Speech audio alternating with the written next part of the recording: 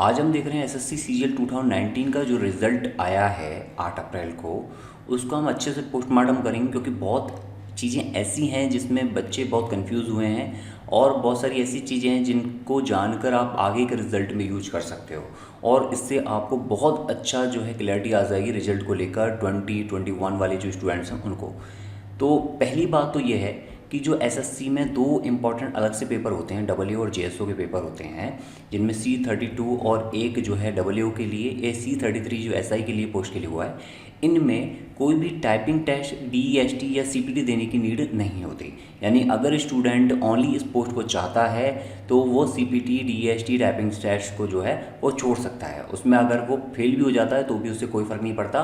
ये एक स्टूडेंट के स्क्रीनशॉट से आपको इजीली क्लियर हो जाएगा। बहुत सारे बच्चे जानते हैं लेकिन उनको बिलीव नहीं होता है तो वो डीईएसटी या सीपीटी सिर्फ इस पोस्ट के लिए देने चले जाते हैं, लेकिन कोई फ़ायदा नहीं है। आप अगर इसको छोड़ भी दोगे सीपीटी और डीईएसटी को तो भी आपको ये पोस्ट इजीली मिल जाएगी, जो कि यहाँ पर C32 अलॉट हुई है एक स्टूडेंट को यूआर कैटेगरी से।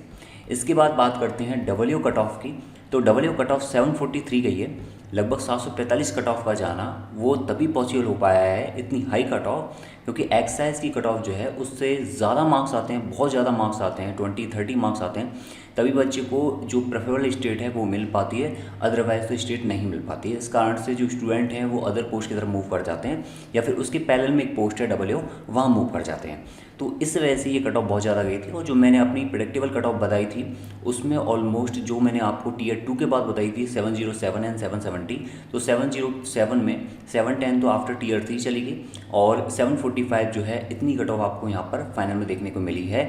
तो जो कमेंट उस टाइम पर आते हैं कि इतनी कट ऑफ नहीं जाएगी या कुछ ऐसा हो जाएगा, आपको नहीं पता है, लेकिन यहाँ पर जितना डेटा आता है उसके अकॉर्डिंग ही चीज़ें आपको बताई जाती हैं।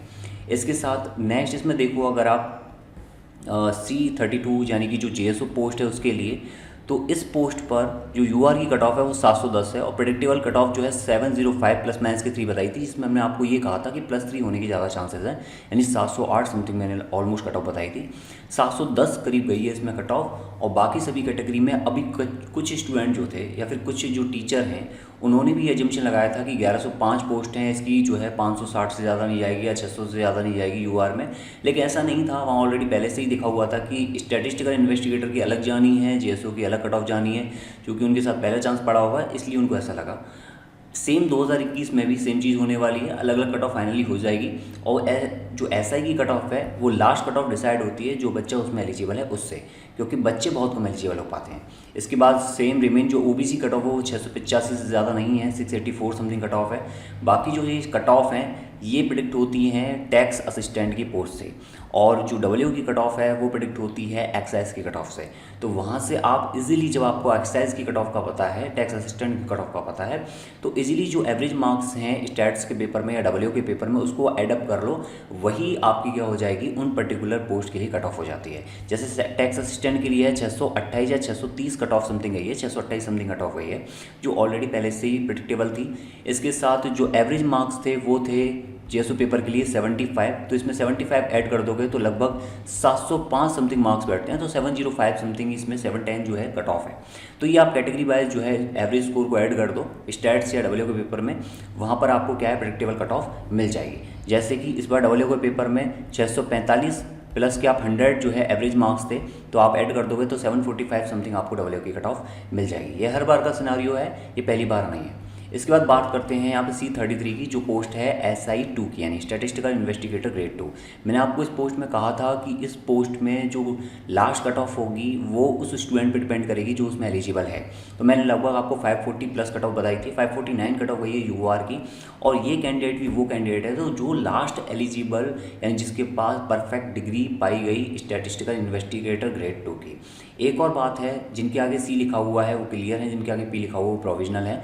तो प्रोविजनल में आप ऐसा मान के मत चलना कि प्रोविजनल है देन ओके, आपको वहाँ पर पर्टिकुलर परफेक्टली आपको सर्टिफिकेट वगैरह जो आपको नहीं दिखा पाए आप, या फिर आपने प्रोविजनल ले लिया था, आपको प्रॉपर दिखाने होंगे। उसके बाद आपका जो है कंप्लीट 2 साल की प्रोविजन पीरियड में जो भी चेक होना है वो होगा।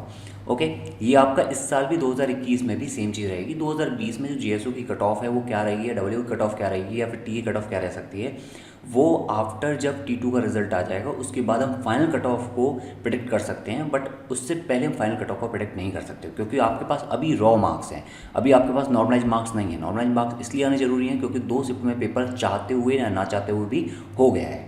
ओके, अब इसके साथ ये जो चीज़ आप देख रहे हो C33 या C32 या फिर जो डब्ल्यू की कट ऑफ है, ये कट ऑफ सारी प्रेडिक्टेबल रहती हैं और किस बिहाफ पर रहती हैं वो भी मैंने आपको बता दिया। 2021 में भी सेम सिनारियो साइड 2 के लिए रहने वाला है। तो गलती से भी इन दोनों पोस्ट का जो वैकेंसीज़ हैं वो मर्ज करके आप उसके बिहाफ पर कट ऑफ नहीं बना सकते, आपकी कट ऑफ अलग अलग ही रहेगी। ये मैं स्टार्टिंग से बोलता हुआ आ रहा था, लेकिन बहुत सारे यूट्यूबर्स आपको सिंगल कट ऑफ बता रहे थे, लेकिन ऐसा नहीं होता। सिंगल कट ऑफ आनी पॉसिबल है ही नहीं, दोनों के लिए क्राइटेरिया अलग अलग है। हालांकि एग्जाम एक हुआ है लेकिन क्राइटेरिया अलग अलग है, तो कट ऑफ भी अलग अलग ही जानी है। ये सिंपल सा फैक्टर है। अब ये जो कट ऑफ है ये D52 यानी टैक्स असिस्टेंट CBIC की सबसे लास्ट कट ऑफ जाती है। तो CBIC में टैक्स असिस्टेंट में 628 पॉइंट समथिंग कट ऑफ है और ये कट ऑफ ऑलरेडी प्रिडिक्टेबल थी। सभी जितने भी यूट्यूब पर आपको वीडियो मिलेंगे ऑलमोस्ट 630 के अराउंड ही उन्होंने कट ऑफ बताई हुई है। इसके साथ एक्साइज की जो कट ऑफ है वो लगभग है 645 कट ऑफ B23 में। ये सबसे लोएस्ट कट ऑफ हैं। ये है CPT वाले जो एग्ज़ाम यानी कि इंटरव्यू पोस्ट हैं, ये जो उनके लिए इंस्पेक्टर पोस्ट, जहाँ से आपका 4200 और 4600 स्टार्ट हो जाता है। इससे पहले जो टैक्स असिस्टेंट की पोस्ट है वो 2400 की पोस्ट है, जो CGL में सबसे लोएस्ट पोस्ट मानी जाती है 2400 की। और SI2 और JSO 4200 एंड डब्ल्यू जो है 4800 की सबसे हायर ग्रेड पे वाली जॉब गैजेटेड पोस्ट डब्ल्यू की मिलती है। तो ये सभी लोएस्ट पोस्ट हैं अपने अपने ग्रेड पे में। ये जो पोस्ट में कट ऑफ मिलती है ये प्रिडिक्टेबल रहती हैं, लेकिन आफ्टर Tier 2 या Tier 3 के मार्क्स के बाद। Tier 3 के मार्क्स तो एवरेज आते हैं सबके 60-50 के अराउंड आते हैं, तो उतना मैटर नहीं करता, लेकिन Tier 2 के मार्क्स बहुत मैटर करते हैं। Tier 2 के जब मार्क्स आएंगे आपके बाद में, आपके जो नॉर्मलाइज मार्क्स होंगे दोनों शिफ्ट से कंपेयर करके, उसके बाद आपको पर्टिकुलरली कट ऑफ एक डिसाइड हो जाती है कि फाइनल सिलेक्शन इस पर होना है।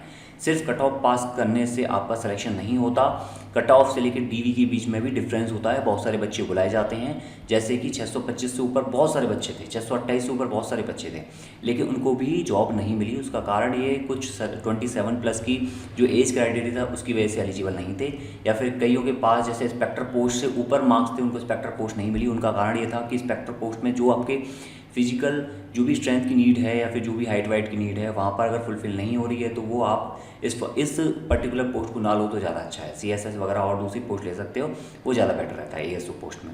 तो ये सारा सिनारियो है पूरे रिजल्ट का 2019 में। जो बच्चे सेलेक्ट हो गए उनको लिए कॉन्ग्रेचुलेशन, और जो बच्चे सेलेक्ट नहीं हो पाए कोई दिक्कत नहीं है। नेक्स्ट एग्ज़ाम है 2020 का था, 2021 का है, और 2021 में आपने परफॉर्म कर दिया होगा ऑलरेडी। Tier 2 के लिए बराबर से मेहनत कर लो। अगर आपके Tier 1 में एवरेज मार्क्स हैं, Tier 2 में बहुत अच्छे लेके आओ।